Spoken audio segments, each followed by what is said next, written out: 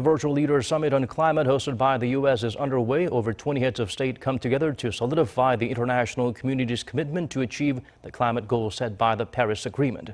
We have our presidential office correspondent Kim Min-ji on the line for us. Min-ji, do fill us in. Right, Daniel. The summit hosted by U.S. President Joe Biden kicked off about an hour ago. The first session under the theme Raising Our Climate Ambition is aimed at emphasizing the urgent need to reduce greenhouse gas emissions and help vulnerable countries cope with the unavoidable impact, as well as the economic benefits of climate action.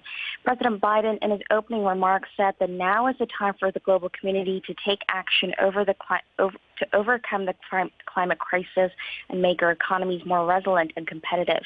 He said this is a decisive decade to avoid the worst climate consequences, citing the need to keep global warming at 1.5 degrees Celsius, which is a key Paris Agreement goal.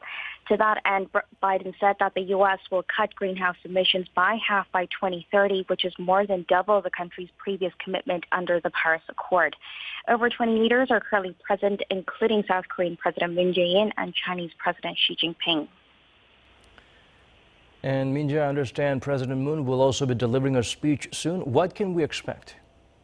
Well, Daniel, Moon is expected to highlight South Korea's commitment this year to raising its emissions reduction goal as part of efforts to go carbon neutral by 2050, which the president declared last year.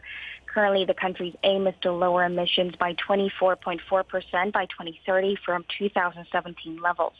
President Moon is also expected to announce that South Korea will halt state financing for overseas coal projects and that the government will step up its support for companies and industries that push for the development of green technology. The government introduced its Green New Deal initiative last year, which will look to expand renewable energy plants and increase eco-friendly vehicle rollouts by investing almost $100 billion. Last but not least, Moon is expected to call on global leaders for active participation and interest in the P4G Summit on Green Growth and Sustainable Development, which Seoul will host next month.